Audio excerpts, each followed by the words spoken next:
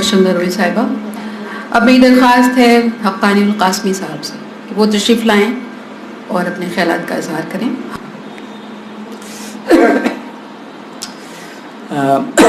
मसरूर जहाँ साहिबा के इंतकाल से यकीनन बहुत दुख हुआ। उर्दू फिक्शन का एक बड़ा नाम, जिन्हें पहचानने में ज़रा ताख़ीर हुई। दरअसल उन्होंने बहुत सारे अफसाने लिखे, बहुत सारे नावल थे, लेकिन जो तनक़ीदी हवाला में उनका नाम शामिल नहीं रहा। ये बहुत बड़ा अलमिया है। एक किताब आई थी जो साहित्य अकेडमी से शाये हुई, national bibliography of Urdu literature, वो मेरे ख़्याल से 1000 सफ़हात पर मुहित थी। तो मैंने उसमें बहुत सारे नाम देखे जो ख़वातीन के थे।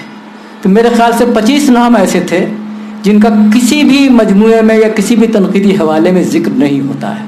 और मैं देखा कि मसरूर जहाँ के बहुत सारे अफसानों के, मतलब अफसानी मजमूए के और नावलों के नाम दर्ज थे, लेकिन मैंने उसी वक्त महसूस किया कि जो ख़वातीन हैं जो लिख रही हैं, और इनमें बेशतर ऐसी ख़वातीन हैं जिन्होंने समाजी और सियासी और दूसरे तरह के नावल लिखे हैं, आखिर ये गुमशुदा ख़वातीन जो हैं इनको भी मंजर आम पर लाने की ज़रूरत है। और उनमें एक अहम नाम मसरूर जहाँ साहिबा का था। मसरूर जहाँ साहिबा जब पिछले साल बरस आई थी और उनके जलसे तहनीत किया गया था, तो उसी वक्त उनसे मुलाकात हुई और उनके बारे में बड़ी अच्छी मालूमात मिली।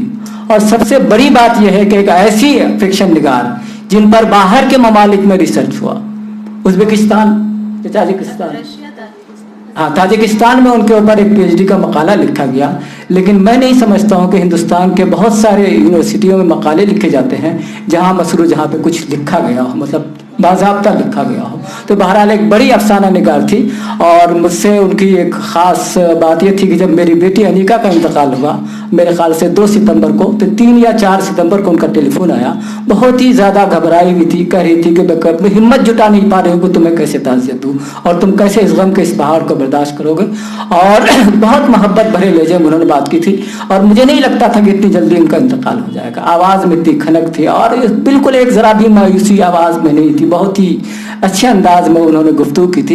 उसके अलावा जब भी अवधनामा में मेरा मजमून शाया होता था तो बहुत हौसला अफजाई करती थी। ये उनकी बड़ी खूबी थी, एक बड़ी फनकार थी कि जो अपने छोटों की बहुत ज़्यादा हौसला अफजाई करती थी। उन्हें कोई भी मजमून मेरा छपता था, उनका टेलीफोन ज़रूर आता था। तो उनसे बहुत सारी यादें वाबस्ता हैं। और उन्होंने अपनी 2 किताबें भी मुझे भिजवाई थी और शायद उन्हें मेरे तबसरे का इंतज़ार भी था। मुझे बहुत अफसोस है और मैं बहुत ज़्यादा नादिम हूँ कि मैं उनकी ज़िंदगी में तबसरा नहीं लिख सका। खुदा हाफिज़। चले गए हैं, लेकिन जो लिखने वाले